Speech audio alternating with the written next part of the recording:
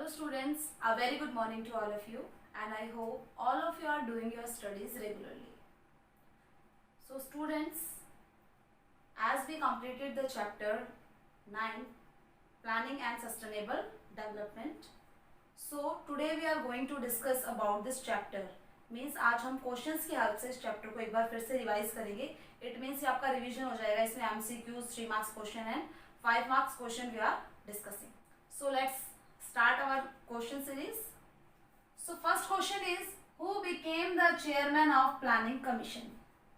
हमने ये पढ़ा था कि 2015 से पहले इंडिया में जो प्लानिंग सेंट्रलाइज प्लानिंग है डेवलपमेंट के लिए, उसकी रिस्पॉन्सिबिलिटी प्लानिंग कमीशन को दी गई थी and it was set up in 1950. Okay, so इसका नेम चेंज हो गया था 2015 में, नीति आयोग बन गया था. लेकिन जब प्लानिंग कमीशन तो इसके जो चेयरमैन कौन हुआ करते थे, मींस हेड. तो प्लानिंग कमीशन के हेड हुआ करते थे प्राइम मिनिस्टर. सो आप क्या लिखेंगे, प्राइम मिनिस्टर. ये आपके एनसीईआरटी में जो एमसीक्यू है उसमें भी एक क्वेश्चन कि जो प्लानिंग कमीशन बना था तो उसके चेयरमैन कौन हुआ करते थे, दैट इज जो प्राइम मिनिस्टर होंगे वही प्लानिंग कमीशन, यानी कि जितनी भी प्लानिंग हो रही है कंट्री में उसके जो चेयरमैन है वो प्राइम मिनिस्टर थे. Okay, next 5-year plan started in. एक सबसे पहले इंडिपेंडेंस के बाद में बोला गया कि प्लानिंग करी जाएगी तो सेंट्रलाइज्ड वे में करी जाएगी, मतलब कंसंट्रेशन कर लिया कि एग्रीकल्चर सेक्टर के लिए करना है. लेकिन क्योंकि कोई कमीशन नहीं था, कोई कमेटी नहीं थी, तो प्लानिंग है वो कभी डिसेंट्रलाइज हो गई, मतलब बहुत सारे सेक्टर्स में डिवाइड हो गई. सो उसको एक सेंट्रलाइज करने के लिए कि हम एक पहले एम डिसाइड करें, एक प्लानिंग करें और फिर उसके ऊपर फोकस करें, उसके लिए प्लानिंग कमीशन है वो 1950 में सेटअप करा गया था. तो हर साल प्लानिंग कमीशन है 5 इयर्स के लिए जो टारगेट है उनको सेट कर लेता था. सो ऐसे ही सबसे पहले जो 5-year प्लान है वो 1951 में स्टार्ट हुआ था, दैट इज ऑफ 1956 तक था वो. लेकिन हमसे यहाँ पर पूछा गया कि कब स्टार्ट हुआ था, तो 1951 लिखेंगे, या फर्स्ट 5-year प्लान का ड्यूरेशन आपसे पूछा जाए तो 1956. Okay, next question is national committee selected backward area in hills up to.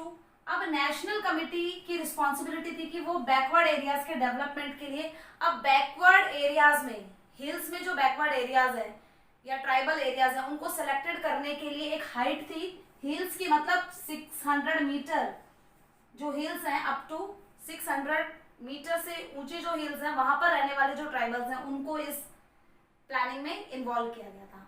Okay, next in 1967 planning commission selected how many district as drought prone. 1967 में प्लानिंग कमीशन ने कितने districts को select किया था as a drought prone, means वहां पर water scarcity है, वहां पर रेनफॉल नहीं होती, वहां पर पानी की कमी है. तो ऐसी कितने डिस्ट्रिक्ट पूरे इंडिया में से जो सेलेक्ट करी थी, दैट वाज 67 डिस्ट्रिक्ट. ओके, ये तो याद लर्न करने में बहुत ज्यादा इजी है. 1967 67 डिस्ट्रिक्ट. ओके, लॉजिक लगा के लर्निंग करेंगे तो बहुत अच्छे से लर्निंग होती है. Next is Bharmour tribals area belongs to. अभी भरमौर ट्राइबल्स रीजन कहां पर है, हमने पढ़ा भी था केस स्टडी में, हिमाचल प्रदेश में, दैट इज इन हिमाचल प्रदेश. और यहाँ पे कौन सा ट्राइबल रहते हैं, अगर ट्राइबल की बात करें तो गद्दीज ट्राइबल रहते हैं. और ये जो भरमौर रीजन है कहां पर है, हिमाचल प्रदेश में.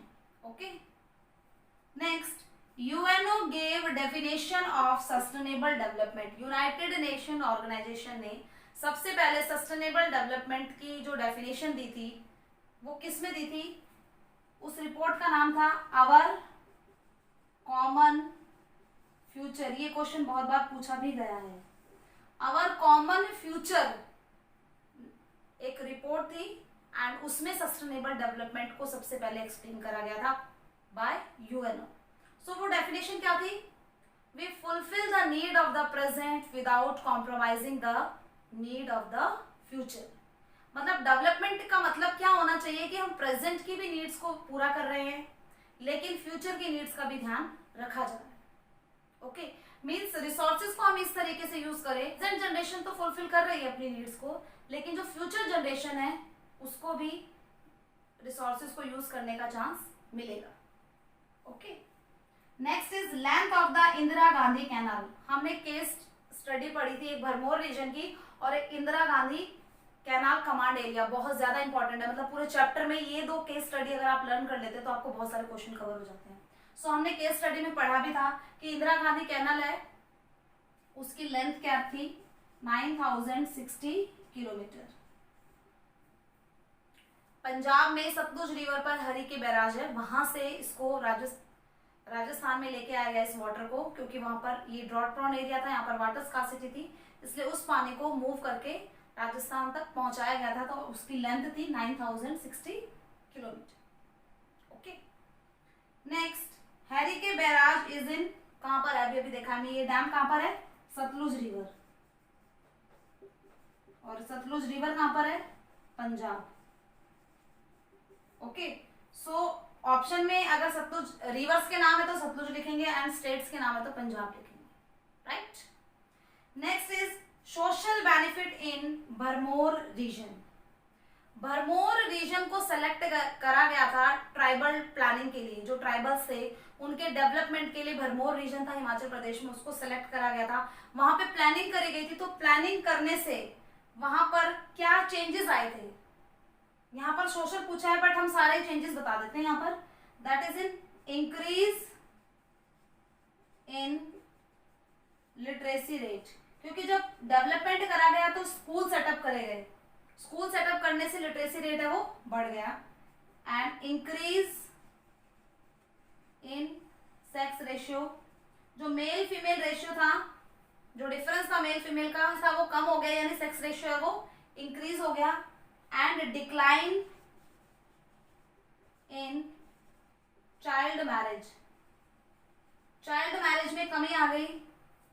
एंड जो फार्मर्स थे वो कैश क्रॉप उगाने लगे, यानी कि उनको इकोनॉमिकली भी बेनिफिट हुआ। Okay, Indira Gandhi canal is for, मतलब main purpose Indira Gandhi canal का क्या था, किसके लिए लेके आया गया था इंदिरा गांधी कैनाल को राजस्थान में? इरिगेशन के लिए। Okay, so irrigation was the main purpose to move the water of Sutlej river in Rajasthan. Okay, next question is two approaches of planning. Planning commission थे, उन्होंने टू अप्रोचेस दी थी प्लानिंग को, दो तरीके से किया जाएगा। First is sectoral planning and second one is regional planning.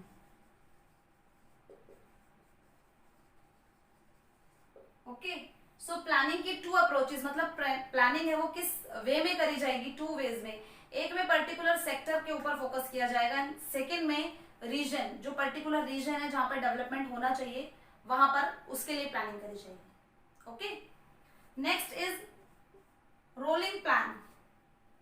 सो ये क्वेश्चन पूछा जाता है बहुत बार कि प्लानिंग कमीशन अगर है तो ये रोलिंग प्लान क्या है? So rolling plan is different from 5-year plans. Means 5-year plans 1951 से स्टार्ट हो गए, बट कुछ ईयर ऐसे भी थे जिनमें कुछ प्रॉब्लम हुई और 5-year प्लान्स है वो इम्प्लीमेंट नहीं हो पाए, तो वहां पर एक एनुअल प्लानिंग करी गई, मतलब 1 year के लिए प्लानिंग करी। Instead of 5 years that have been plan for 1 year, 1 year के लिए प्लानिंग हुई। सो कैसे 1965 एंड 66 में ड्रॉट आया था इंडिया में, जिसकी वजह से प्लानिंग है वो, जो 5-year प्लानिंग है वो बीच में रुक गई थी। एंड उसके बाद में 1966 टू 1967 वॉर हुआ था पाकिस्तान के साथ में इंडिया का, तो यहां पर एनुअल प्लानिंग करी गई थी इन ईयर्स में। सो 1968 एंड 69 इन ईयर्स में भी एनुअल प्लानिंग करी गई थी, मतलब 5-year प्लान है यहाँ पर इम्प्लीमेंट नहीं होता तो 1 year के लिए है। सो 1 year के लिए यहाँ पर प्लानिंग करी गई थी। सो इसे ही कहा जाता है rolling plan. Okay, next is difference between sectoral planning and regional planning. जो हमने 2 अप्रोचेस पढ़ी हैं उसमें सेक्टरल प्लानिंग क्या है एंड रीजनल प्लानिंग क्या है? तो सेक्टरल प्लानिंग में प्लानिंग करी जाती है एक पर्टिकुलर सेक्टर, यानी कि प्राइमरी सेक्टर, प्राइमरी में हम कह सकते हैं कि एग्रीकल्चर सेक्टर, या तो एग्रीकल्चर पर फोकस किया जाएगा, या फिर सेकेंडरी सेक्टर, सेकेंडरी में मैन्युफैक्चरिंग, मैन्युफैक्चरिंग इंडस्ट्रीज हैं, उन पर फोकस किया जाएगा। And in third sector that is service sector और you can say that tertiary sector. Tertiary sector में ट्रांसपोर्ट, कम्युनिकेशन, एजुकेशन, ये सब टर्शरी सेक्टर में आते हैं। तो पर्टिकुलर जब सेक्टर का डेवलपमेंट हो रहा है, सेक्टर को फोकस करा जा रहा है कि कौन से सेक्टर एम्प्लॉयमेंट जनरेटर है, कौन सा सेक्टर इनकम जनरेटर है, तो ये सब कुछ डिसाइड करके गवर्नमेंट डिसाइड करती है कि किस सेक्टर पर फोकस करना है। So that is the sectoral planning and regional planning is based on the region, particular region means जो बैकवर्ड रीजन है या जो अपने आसपास के एरिया से, अपने आसपास के रीजन से पीछे रह गए हैं इकोनॉमिकली, सोशली, वहां पर डेवलपमेंट करना, that is the regional planning. Next is example of target groups. So target groups में किस तरह से प्लानिंग करी जाती है, मतलब कैसे टारगेट रखा जाता है। तो 2 example are small farmer development agency, okay, and second target group are marginal farmer development agency. So these are some target groups, okay, कुछ ग्रुप्स हैं उनको टारगेट किया जाता है, उनके डेवलपमेंट के लिए प्लानिंग करी जाती है। So this is the target groups. Next is regional development programme. Particular region का जो डेवलपमेंट किया जाता है, तो regional development programme means command area development programme. जैसे अगर हम इंदिरा गांधी कैनाल एरिया, वहां का development. Second one is drought prone area development programme.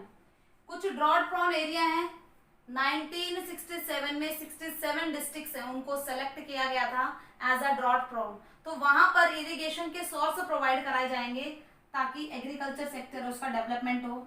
And last one is hilly area development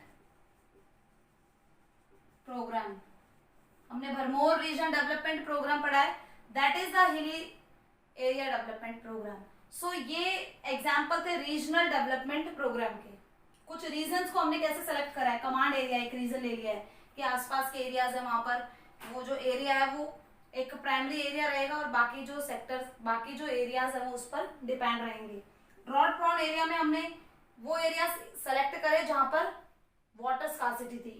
and third one is hilly area development programme, मतलब hilly area में हमने जो hilly areas हैं वहां के ट्राइबल्स, वहां पर रहने वाले जो ट्राइबल्स हैं वो काफी बैकवर्ड है, तो उनके डेवलपमेंट के लिए यहाँ पर प्लानिंग करी गई। Next question is drought prone area development programme. So क्या था drought prone area development programme में, मैंने आपको अभी बताया था कि प्लानिंग कमीशन ने 1967 में पूरे India, all over India 67 districts हैं, उनको ड्रॉट प्रॉन माना। तो ये वो एरियाज हैं जहां पर रेनफॉल कम होती है, राजस्थान के डिस्ट्रिक्ट्स एंड गुजरात, मध्य प्रदेश, महाराष्ट्र। सो ये जो पेनिनसुलर रीजन था, डिस्ट्रिक्ट्स को सेलेक्ट करा गया एंड 1972 में एक इरिगेशन कमीशन बनाया गया। सो क्या काम था इरिगेशन कमीशन का कि इन एरियाज में इरिगेशन फैसिलिटीज है वो प्रोवाइड कराना। मतलब यहाँ पर ये देखा गया कि ये जो डिस्ट्रिक्ट है यहाँ पर 70% जो इरिगेशन है वो किस पर डिपेंड है, मॉनसून पर। मतलब रेनफॉल जब आती है तो वहां पर इरिगेशन होता है उनमें फार्म्स पर। सो 30% इरिगेशन यहाँ पर अवेलेबल कराना था इस कमीशन का work. So that is the drought prone area development programme. Okay, next is Bharmour region. So Bharmour region की केस स्टडी मैंने आपको बताया लर्न करनी है आपने। सो भरमौर रीजन है that is in Himachal Pradesh. Himachal Pradesh की जो चंबा डिस्ट्रिक्ट है वहां पर दो तहसील है, भरमौर एंड होली। उनको उस एरिया के जो ट्राइबल रीजन्स है उनके डेवलपमेंट के लिए प्रोग्राम चलाया गया था। ओके एंड इसमें जो गद्दीज ट्राइबल्स थे वो एग्रीकल्चर वर्क करते थे, तो उनको जब वो सबसिस्टेंस फार्मिंग करते थे तो उनको इंट्रोड्यूस कराई गई न्यू टेक्निक्स उनको प्रोवाइड कराई गई। Hilly area reason development programme में ये कहा गया कि जो रिसोर्सेज वहां पर मिल रहे हैं उन्हीं का यूज करके और वहां पर डेवलपमेंट करना है, ताकि अपने आसपास के रीजन से जो रीजन पीछे रह गया उसको बाकी के जो रीजन है उसके इक्वल लेके आना है, इसका मेन पर्पस। एंड जो भरमौर रीजन में गद्दीज ट्राइबल्स थे ये डिफरेंट वैलीज में चले जाते थे विंटर में वेजेस के लिए, लेकिन अब ये कैश क्रॉप पे उगाने लगे हैं जिससे कि इनको काफी फायदा हुआ है। स्कूल्स एस्टैब्लिश हो गए हैं, कंस्ट्रक्शन हो गया है, ट्रांसपोर्ट फैसिलिटीज यहाँ पर आ गई है। सो उसकी वजह से लिटरेसी रेट बढ़ गई है, मेल फीमेल जो डिफरेंस था वो कम हो गया है, एंड चाइल्ड मैरिज जैसी जो सोशल इविल थी वो भी यहाँ पर खत्म हो गई है। मतलब हम कहेंगे कि हाँ प्लानिंग करी गई थी तो डेवलपमेंट भी स्टार्ट हुआ है। Next question is technology and development related to each other. So इसको तो आप बहुत अच्छे से लिख सकते हैं, that is value based question कि टेक्नोलॉजी अगर आपके पास में होगी तो डेवलपमेंट होगा। सो उसमें आप एग्जांपल ले सकते हैं अपने चैप्टर फर्स्ट से, that is naturalisation of human and second term is humanisation of nature. Humanisation of nature means human being ने नेचर को अपने अकॉर्डिंग चेंज करा है, जबकि पहले क्या था नेचुरलाइजेशन ऑफ ह्यूमन, यानी ह्यूमन बीइंग है वो पूरी तरह से टोटली नेचर पर डिपेंड था। मैन की अगर हम बात करें जिसे हम आदि मानव कहते हैं, उसको वो नेचर के साथ में ज्यादा एक्सपेरिमेंट नहीं करता था क्योंकि उसके पास में टेक्नोलॉजी नहीं थी, और वो जैसा नेचर कहेगी उसकी नेचर को फॉलो करता था एंड नेचर से डरता भी था। लेकिन कि कॉन्सिक्वेंसेस कुछ खतरनाक हो सकते हैं, मतलब डिजास्टर हो सकते हैं, कोई भी कॉन्सिक्वेंसेस हो सकते हैं नेचर के। बट जैसे जैसे टेक्नोलॉजी हमारे पास में हुई तो हमने ह्यूमनाइजेशन ऑफ नेचर कर दिया, मतलब नेचर को अपने अकॉर्डिंग हम चेंज करेंगे। समर सीजन है तो हम लोग एसी यूज करते हैं जिसमें क्लोरोफ्लोरोकार्बन होती है, रेफ्रिजरेटर यूज करते हैं जिससे क्लोरोफ्लोरोकार्बन है वो रिलीज होती है, लेकिन उसका नेगेटिव इंपैक्ट हमारी ओजोन लेयर पर पड़ रहा है। मतलब ओजोन लेयर है वो थिन होती जा रही है ड्यू टू क्लोरोफ्लोरोकार्बन, लेकिन हम यूज कर रहे हैं, फिर भी हम लोग नहीं रह सकते एसी एंड रेफ्रिजरेटर के बिना। सो टेक्नोलॉजी हमारे पास में आई तो हमारा डेवलपमेंट तो हो रहा है, लेकिन उससे डिग्रेड हो रहा है हमारा नेचर, उसके कॉन्सिक्वेंसेस हमें बाद में पता चलेंगे।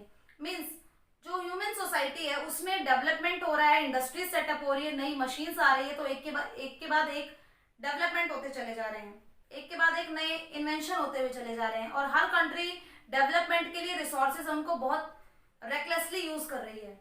ओके सो टेक्नोलॉजी अगर होगी उतना ही ज्यादा डेवलपमेंट होगा, लेकिन जितना ज्यादा डेवलपमेंट होगा उतना ही नेगेटिव इंपैक्ट होगा एनवायरमेंट पर। तो अब ये इशू बनने लगा। अगर हम वेस्टर्न कंट्रीज की बात करें जहां पर डेवलपमेंट हो चुका है, इंग्लैंड की बात करें, यूरोपियन कंट्रीज की बात करें, तो वहां पर जब इंडस्ट्रियलाइजेशन हुआ तो इंडस्ट्रीज से जो पॉल्यूशन फैलने लगा या इंडस्ट्रीज से होने वाले जो नुकसान थे वो लोगों को पता चलने लगे, तो एक टर्म आई थी that is sustainable development. So sustainable development is a concept related to the degradation of environment, कि डेवलपमेंट करिए लेकिन एनवायरमेंट पर उसका नेगेटिव इंपैक्ट ना पड़े। सो यूएनओ की 1987 की रिपोर्ट के बारे में पूछा गया, उससे पहले हम एक बार देख लेते हैं। सो एहरलिच ने अपनी रिपोर्ट दी थी that is the population bomb, की पॉपुलेशन बहुत ज्यादा इंक्रीज हो रही है तो रिसोर्स हमारे पास में लिमिटेड है, तो रिसोर्स का हम बहुत ज्यादा यूज कर रहे हैं, इसका नेगेटिव इंपैक्ट एनवायरमेंट पर पड़ेगा। इसके बाद में द क्लब ऑफ रोम ने एक रिपोर्ट दी थी लिमिट्स टू ग्रोथ, मिडोज ने, मिडोज पब्लिकेशन के नाम से जो रिपोर्ट थी उसमें भी एक आ गया था कि हमें सस्टेनेबल डेवलपमेंट को फॉलो करना चाहिए। सो 1987 में यूएनओ ने एक ब्रूटन लैंड कमीशन स्टैब्लिश किया था जिसका काम था सस्टेनेबल जो डेवलपमेंट है उसके लिए वर्क करना। तो 1987 में ब्रूटन लैंड कमीशन ने अपनी जो रिपोर्ट दी थी उसमें उन्होंने कहा था कि हमें ऐसा डेवलपमेंट करना होगा कि जिससे फ्यूचर जनरेशन है वो भी इन रिसोर्सेज का यूज कर पाए। ओके सो कि प्रेजेंट जनरेशन तो यूज कर रही है, फ्यूचर जनरेशन को भी चांस मिले, तो ये यूएनओ की 1987 की जो रिपोर्ट है that is Brundtland commission report. Okay next question is objective of Bharmour region development. Bharmour region में जो डेवलपमेंट था उसका ऑब्जेक्टिव क्या था? सो उसका ऑब्जेक्टिव यही था कि वहां पर जो ट्राइबल्स रह रहे हैं उनका डेवलपमेंट करना। अपने आसपास के एरिया से ये एरिया काफी पीछे है, सो इस एरिया को उन बाकी रीजन से उनके इक्वल लेके आना। यहाँ पर ट्रांसपोर्ट, कम्युनिकेशन एंड एजुकेशन जैसी फैसिलिटीज है वो प्रोवाइड करना ताकि इनका भी मॉडर्नाइजेशन हो, इस एरिया का भी। सो इसे इंक्लूड करा गया था 1975 में, इसको बोला गया था ट्राइबल 5 में इसको ट्राइबल रीजन है वो इंडिकेट किया गया था। So students, these are some important question of 9th chapter. So इसमें आप 5 मार्क्स के क्वेश्चन में, मैंने आपको पहले भी बताया था, Indira Gandhi canal command area. So Indira Gandhi canal command area कैसे स्टार्ट हुआ था, क्या इसमें प्लानिंग करी गई थी, कितना ये सक्सेसफुल हुआ था, कितने एरियाज को इसमें इंक्लूड करा गया था, वो सारी डिटेल इंफॉर्मेशन आपको लर्न करनी पड़ेगी, क्योंकि 5 मार्क्स का क्वेश्चन, 3 मार्क्स का एंड एमसीक्यूज इसमें अपने आप प्रिपेयर हो जाएंगे। जैसे कंवर सेन थे, उन्होंने 1948 में सबसे पहले कॉन्सेप्ट रखा था कि यहाँ पर जो राजस्थान कैनाल इसका पहले नाम था, वैसी कोई कैनाल आएगी, आर्टिफिशियल कैनाल बनाई जाएगी, क्योंकि जो टेम्परेचर है वो बहुत ज्यादा है, यहाँ पर सैंड ड्यून्स है, बालू के टीले हैं, इरिगेशन नहीं होता है, सामने एरिड रीजन है, रेनफॉल बहुत कम है, तो यहाँ पर इरिगेशन। कंवर सेन ने 1948 में कॉन्सेप्ट रखा था इसका, क्या था, इंदिरा गांधी कैनाल को सतलुज रिवर का जो वाटर था वो राजस्थान में लेके आने का मेन पर्पज ही इरिगेशन था। ठीक है, तो इस जो एरिया जहां पर कैनाल आ रही है उसे कमांड एरिया कहा जाता है, बाकी के रीजन में पानी को पहुंचाया जा रहा है। तो ये 2 स्टेप्स में हुई थी स्टार्ट। सो कॉन्सेप्ट तो 1948 में आया था, लेकिन इसका जो कंस्ट्रक्शन था वो 1958 से स्टार्ट हुआ था, एंड 2 स्टेजेस में, स्टेप्स में इसका काम हुआ था। सो एंड इसमें 2 एरियाज थे, 2 स्टेजेस में इसका काम स्टार्ट हुआ था। फर्स्ट स्टेज में कुछ एरियाज तक लेके आई गई थी कैनाल्स को, एंड उसके बाद में आगे बढ़ाया गया था। ओके, सो इसकी लेंथ थी दैट इज 9000, प्लान लेंथ की प्लानिंग करी गई थी 9060 किलोमीटर। ओके, इसमें फ्लो एंड अपलिफ्ट 2 टाइप के एरिया थे। फ्लो, वाटर फ्लो से पैच, जहां पर वाटर फ्लो से पहुंच रहा है, लेकिन कुछ एरियाज ऐसे भी थे जहां पर वाटर को अपलिफ्ट करना पड़ रहा था। सो आप इस कैनाल सिस्टम के बारे में पूरी एक डिटेल जो केस स्टडी है उसको लर्न करेंगे।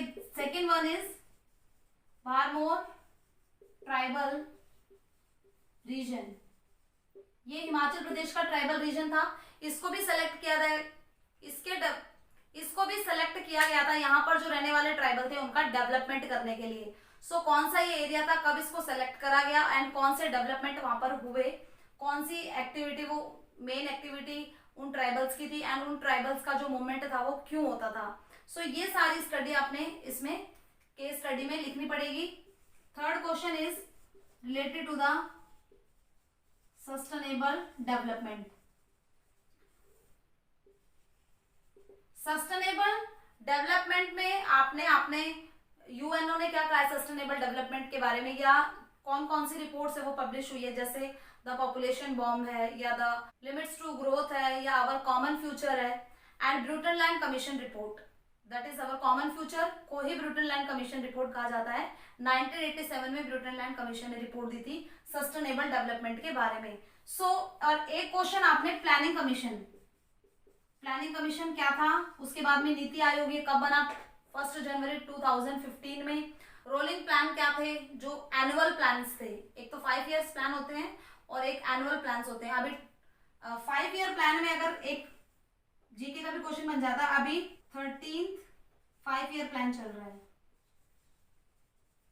ओके, सो हर 5 साल के लिए 5 ईयर प्लान है वो डिसाइड करे जाते थे। एनुअल प्लान भी थे बीच के कुछ ईयर्स में, जब पाकिस्तान के साथ में वॉर हुआ या ड्रॉट जब आया इंडिया में, तो जो प्लानिंग थी वो रुक गई थी ड्यू टू सम रीजन, तो एनुअल जो प्लान थे उन्हें रोलिंग प्लान कहा जाता है। सो यहाँ पर प्लानिंग कमीशन, क्योंकि चैप्टर का नाम भी है planning and sustainable development, planning commission जिसका बाद में नेम नीति आयोग हो गया। ओके, सो ये 4 लॉन्ग क्वेश्चंस हैं, ये आपको प्रिपेयर करने हैं। You have to write this long question in your fair notebook and revise them. Okay students, revise this chapter with the help of the notes and the question you wrote in your notebook.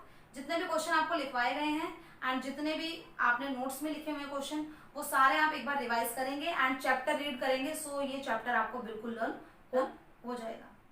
So do your written work as well as learning work regularly and obey your parents. Thank you.